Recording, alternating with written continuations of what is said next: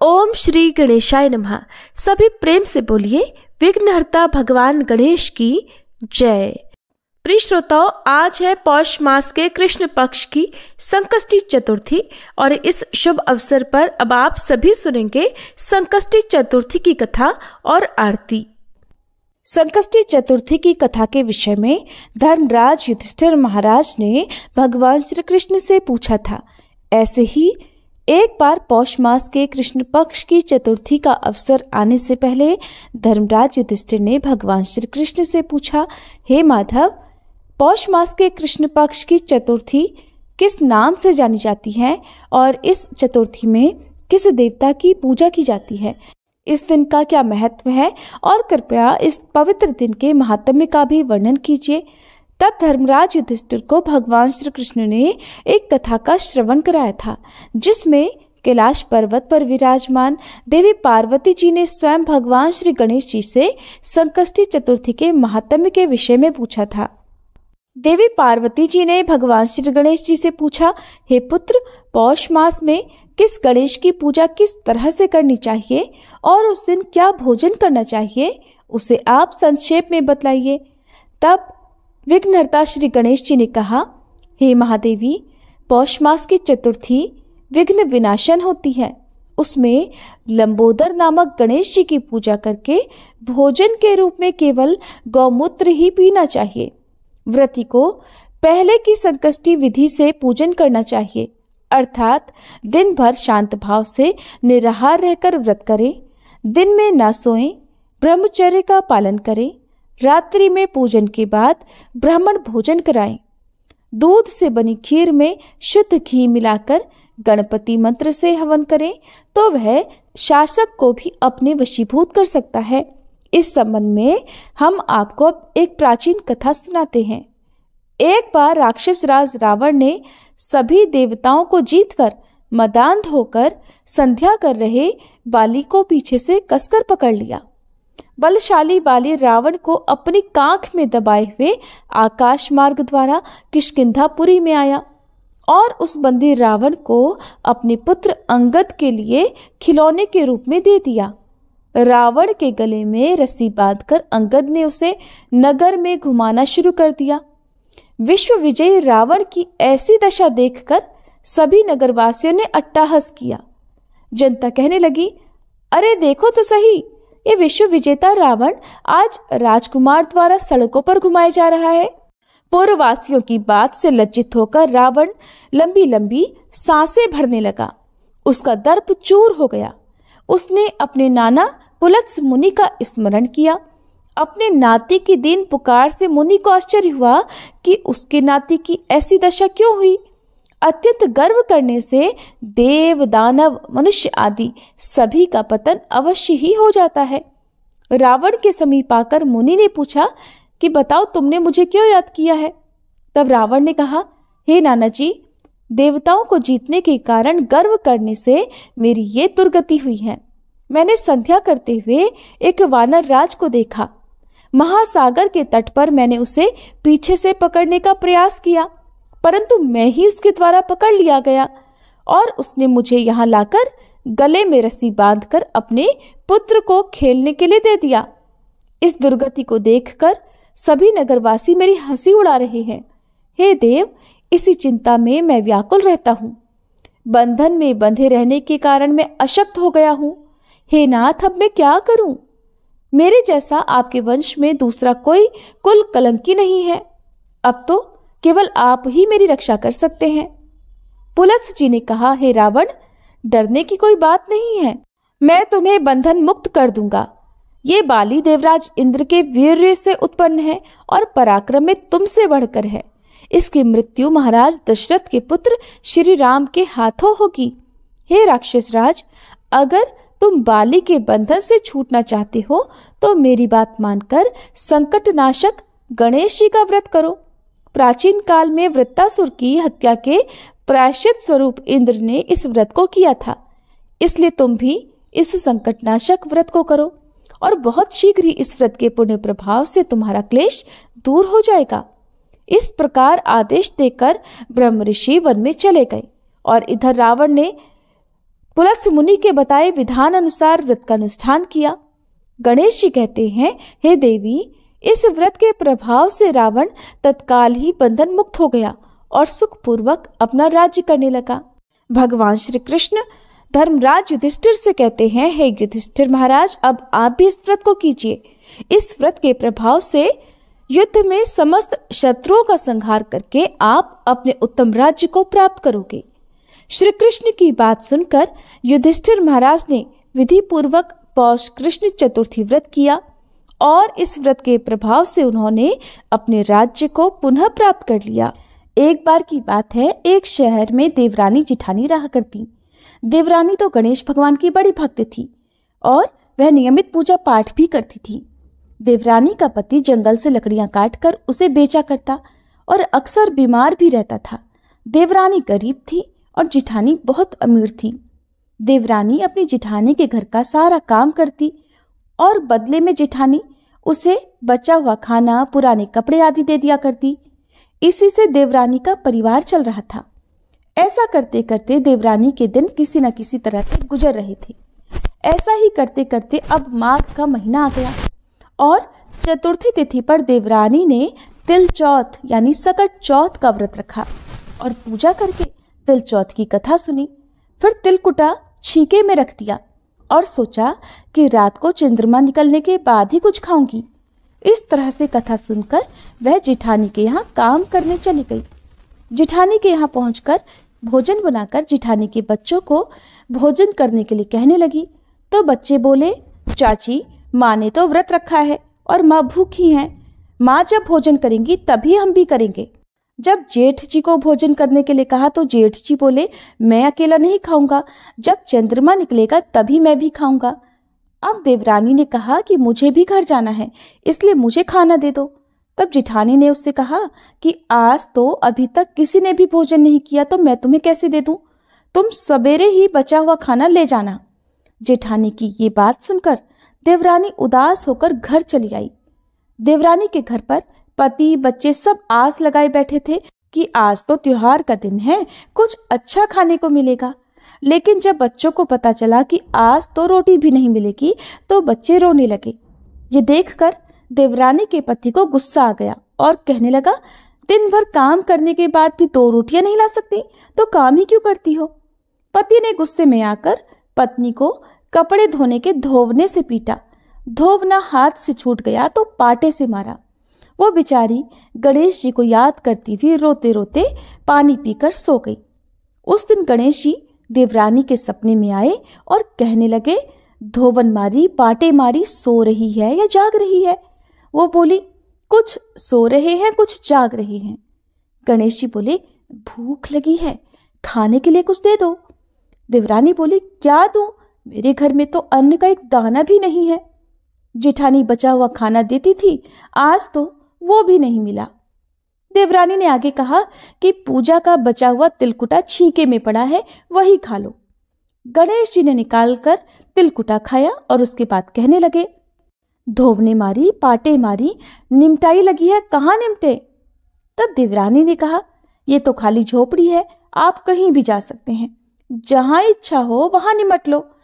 फिर गणेश जी बोले, अच्छा अब कहाँ पहुंचूं? अब की बार तो देवरानी को बहुत गुस्सा आया। कहने लगी, कब से परेशान किए जा रहे हो, सोने भी नहीं देते। वो बोली, मेरे सिर पर पोछो। और कहाँ पोछोगे? अब देवरानी जब सुबह सोकर उठी तो देखकर हैरान रह गई कि उसका पूरा घर तो हीरे और मोतियों से जगमगा रहा है। सिर पर जहां विनायक जी पोंछनी करके गए थे वहां पर तो हीरे के टीके और बिंदी जगमगा रहे थे। अब देवरानी जिठानी के यहाँ काम करने नहीं गई। जिठानी ने कुछ देर तक तो उसका इंतजार किया, फिर बच्चों को देवरानी को बुलाने भेज दिया। जिठानी ने सोचा कल खाना नहीं दिया था, इसलिए शायद देवरानी बुरा मान गई होगी। बच्चे बुलाने गए और बोले, चाची चलो, माँ ने बुलाया है। दुनिया में चाहे कोई मौका चूक जाए पर देवरानी जिठानी आपस में कहने का कोई मौका नहीं छोड़ती। देवरानी कहने लगी, बेटा बहुत दिन तेरी माँ के यहाँ काम कर लिया, अब तुम अपनी माँ को ही मेरे यहाँ काम करने भेज दो। बच्चों ने घर जाकर माँ से कहा, माँ चाची का पूरा घर तो हीरे और मोतियों से जगमगा उठा है। जेठानी को विश्वास नहीं हुआ, दौड़कर झट देवरानी के घर पहुंची। देखकर हैरान रह गई और पूछा, ये सब कैसे हो गया? तब देवरानी ने जेठानी को रात में हुई सारी घटना बताई, जो कुछ भी उसके साथ हुआ था। एक एक बात सच सच बता दी, क्योंकि वह दिल की बहुत सच्ची थी। अब तो घर लौटकर जेठानी ने कुछ सोचा और अपने पति से कहने लगी, सुनिए, आज आप मुझे धोवने और पाटे से मारो। उसका पति बोला, अरे भलमानस, मैंने तो कभी तुम पर हाथ तक नहीं उठाया, मैं भला तुम्हें धोवने और पाटे से कैसे मार सकता हूं? पर वो नहीं मानी और जिद करने लगी। आखिरकार मजबूर होकर पति को उसे मारना पड़ा। मार खाने के बाद उसने ढेर सारा घी डालकर चूरमा बनाया और छींके में रखकर सो गई। रात को विनायक जी जेठानी के सपने में भी आए और कहने लगे कि भूख लगी है, मैं क्या खाऊं? जेठानी बोली, हे भगवान गणेश, आपने तो मेरी देवरानी के घर पर एक चुटकी सूखा तिलकुट खाया था। मैंने तो झड़ते घी का चूरमा बनाया है और आपके लिए छींके में रखा है। साथ साथ फल और मेवे भी रखे हैं, जो आपकी इच्छा हो खा लो। गणेश जी बोले, खा लिया, अब बताओ निपटे कहाँ? जेठानी बोली, उसके यहाँ तो टूटी हुई झोपड़ी थी, मेरे यहाँ तो बहुत अच्छा महल है, जहाँ चाहो निबट सकते हो। तो गणेश जी ने पूछा, अच्छा अब बताओ पोंछू कहाँ? वो बोली, मेरे माथे पर बड़ी सी बिंदी लगाकर पोंछ लो। धन की भूखी लालची जेठानी रात भर खुशी से फूली नहीं समा रही थी। सोच रही थी कि सुबह जब वह उठेगी तो पूरा घर उसे हीरे मोती सोने जवाहरात चांदी से भरा मिलेगा। सोचते हुए वह सुबह जल्दी उठ गई। लेकिन ये क्या, उसने देखा तो हैरान रह गई कि उसका पूरा घर गंदगी और बदबू से भरा हुआ था और वहीं उसके सिर पर भी बहुत सी गंदगी लगी हुई थी। ये सब देखकर जेठानी ने अपना माथा पीट लिया और कहने लगी, हे गणेश जी महाराज, ये आपने क्या किया? मुझसे रूठे और देवरानी पर टूटे। अब जेठानी ने घर साफ करने की बहुत कोशिश की, परंतु गंदगी तो और ज्यादा फैलती गई। जेठानी के पति को मालूम हुआ तो वो भी बहुत गुस्सा हुआ और फिर बोला, तेरे पास तो इतना सब कुछ था, फिर भी तेरा मन नहीं भरा। परेशान होकर जेठानी चौथ के विनायक जी से मदद की विनती करने लगी। बोली, हे गणपति, मुझसे बड़ी भूल हुई, मुझे क्षमा करो।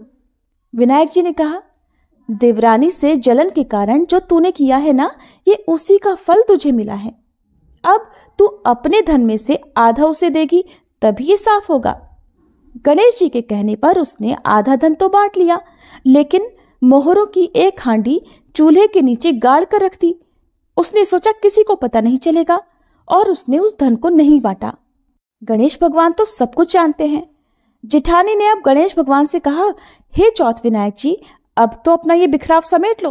वे बोले, पहले चूल्हे के नीचे गाड़ी हुई मोहरों की हांडी और ताक में रखी हुई सुई की भी पाती कर, इनका भी बंटवारा कर। इस तरह विनायक जी ने सुई जैसी छोटी चीज का भी बंटवारा करवाकर अपनी माया समेटी और देखते ही देखते जेठानी के घर की गंदगी साफ हो गई। हे गणेश जी महाराज, जैसे आपने देवरानी पर कृपा की, वैसी सब पर करना।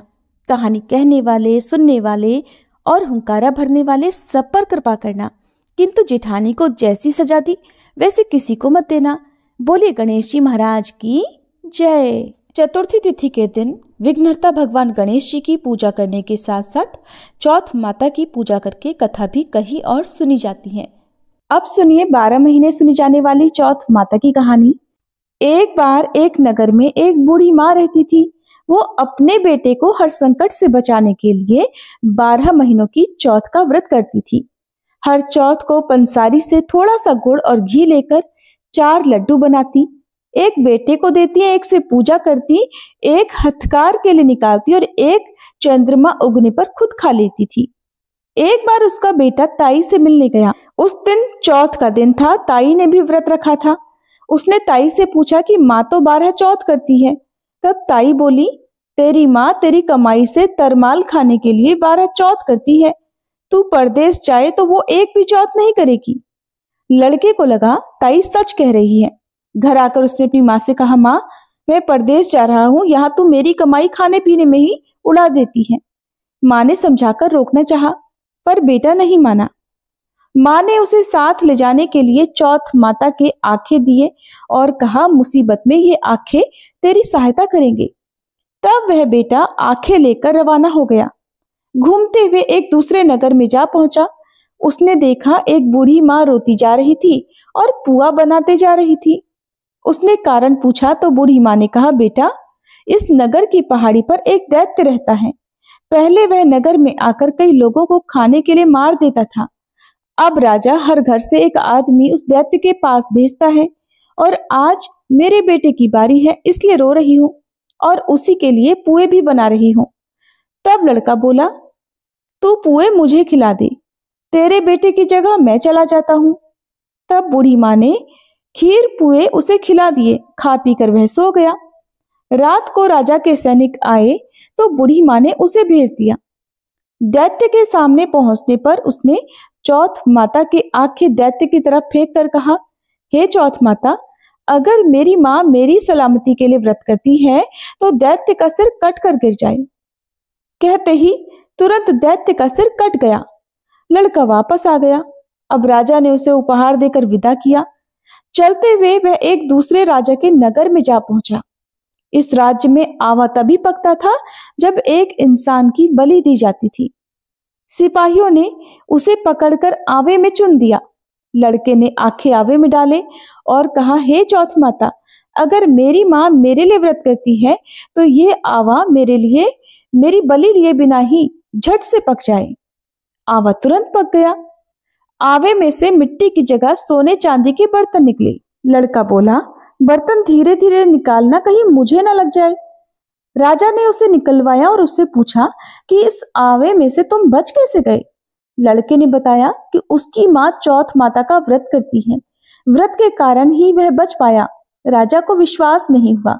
उसने एक चांदी की सुराही मंगवाई और कहा कि सुराही की नली से निकलकर दिखाओ, तभी मुझे विश्वास होगा। लड़के ने चौथ माता को एक बार फिर से याद करके आंखें सुराही में डाले और कहने लगा, मैं भंवरा बनूं, सुराही से निकलूं। लड़का भंवरा बनकर तुरंत सुराही से निकल गया। अब तो राजा ने प्रसन्न होकर राजकुमारी का विवाह उसके साथ करवा दिया और सभी लोगों को चौथ माता का व्रत करने के लिए कहा। उधर अब लड़के को अपनी माँ की याद आई।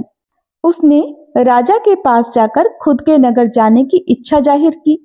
राजा ने रथ, घोड़े, हाथी और खूब सारा दान दहेज देकर उन्हें विदा कर दिया। चौथ के दिन वह लड़का अपने नगर पहुंचा। वह अकेला पंसारी के यहाँ माँ का इंतजार करने लगा। सोचा चौथ है तो माँ यहाँ जरूर आएगी। थोड़ी ही देर बाद लकड़ी टेकती हुई उसकी माँ उसे आते हुए दिखाई दी। बेटा माँ के चरणों में गिर पड़ा। कहने लगा, माँ, मैं तेरा बेटा हूँ, मुझे माफ कर दो। माँ ने उसे उठाकर गले लगा लिया। अब तो लोग चौथ माता की जय जयकार करने लगे। उस नगर के अब सभी लोग चौथ माता का व्रत करने लगे।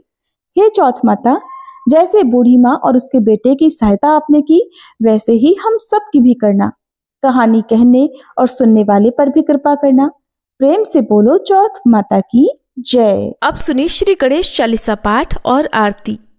जय गणपति सद्गुण सदन, कविवर बदन कृपाल, विघ्न हरण मंगल करण, जय जय गिरजालाल। जय जय जय गणपति गणराजू, मंगल भरण करण शुभ काजू।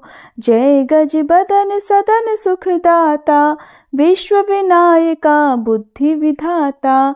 वक्रतुंड शुचि शुंड सुहावना, तिलक त्रिपुंड भाल मन भावना। राजत मणि मुक्तन उर्माला, स्वर्ण मुकुट शिर नयन विशाला।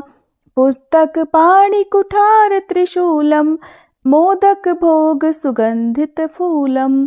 सुंदर पीतांबर तन साजित, चरण पादुका मुनि मन राजित। धनि शिव सुवन षडानन भ्राता, गौरी लालन विश्व विख्याता। रिद्धि सिद्धि तन चवर सुधारे, मूषक वाहन सोहत द्वारे।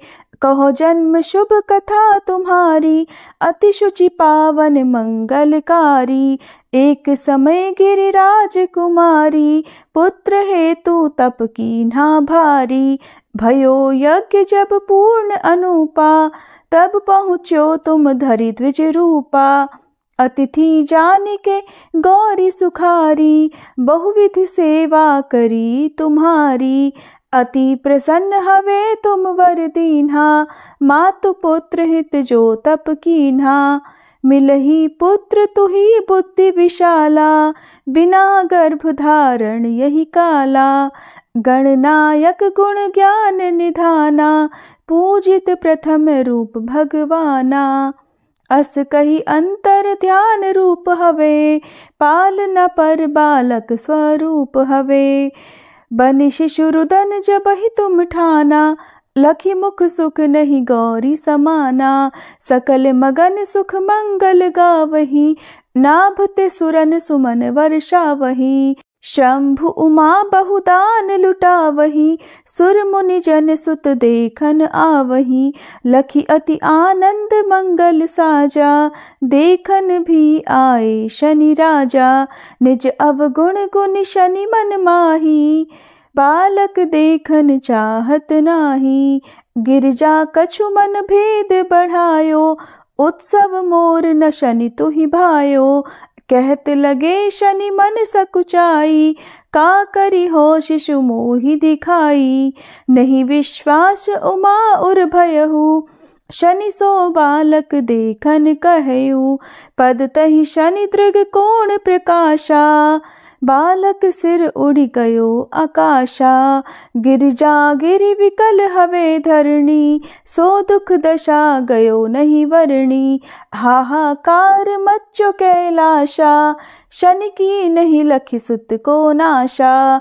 तुरत गरुड़ चढ़ी विष्णु सिधायो, काटी चक्र सो गज सिर लायो। बालक के धड़ ऊपर धार्यो, प्राण मंत्र पढ़ी शंकर डार्यो।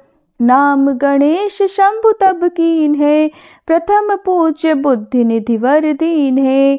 बुद्धि परीक्षा जब शिव कीन्हा, पृथ्वी कर प्रदक्षिणा लीन्हा। चले षडानन भरमि भुलाई, रचे बैठ तुम बुद्धि उपाई। चरण मातु पितु के धर लीन्हे, तिनके साथ प्रदक्षिणा कीन्हे। धनी गणेश कहे शिव हिय हर्षे, नभते सुरत सुमन बहु बरसे। तुम्हारी महिमा बुद्धि बढ़ाई, शेष सहस मुख सके ना गाई। मैं मतहीन मलिन दुखारी, करहूँ कौन विधि विनय तुम्हारी। भजत राम सुंदर प्रभुदासा, जग प्रयाग ककरा दुर्वासा। अब प्रभु दया दीना पर कीजे, अपनी शक्ति भक्ति कुछ दीजे। श्री गणेश यह चालीसा पाठ करे कर ध्यान। नित नव मंगल ग्रह बसे, लहे जगत सन्मान। संबंध अपने सहस्त्र दश, ऋषि पंचमी दिनेश। पूरण चालीसा भयो, मंगल मूर्ति गणेश। जय गणेश जय गणेश जय गणेश देवा, माता जाकी पार्वती पिता महादेवा। जय गणेश जय गणेश जय गणेश देवा, माता जाकी पार्वती पिता महादेवा। एक दंत दयावंत चार भुजाधारी, माथे सिंदूर सोहे मूस की सवारी। जय गणेश जय गणेश जय गणेश देवा, माता जाकी पार्वती पिता महादेवा। पान चढ़े फूल चढ़े और चढ़े मेवा, लड्डुअन का भोग लगे संत करे सेवा। जय गणेश जय गणेश जय गणेश देवा, माता जाकी पार्वती पिता महादेवा। अंधन को आँख देत कोढ़िन को काया, बांझन को पुत्र देत निर्धन को माया। जय गणेश जय गणेश जय गणेश देवा, माता जाकी पार्वती पिता महादेवा। सूर्य श्याम शरण आए सफल की जय सेवा, माता जाकी पार्वती पिता महादेवा। जय गणेश जय गणेश जय गणेश देवा, माता जाकी पार्वती पिता महादेवा, दीनन की लाज रखो शंभु सतकारी, कामना को पूर्ण करो जाऊं बलिहारी। जय गणेश जय गणेश जय गणेश देवा, माता जाकी पार्वती पिता महादेवा। जय गणेश जय गणेश जय गणेश देवा, माता जाकी पार्वती पिता महादेवा।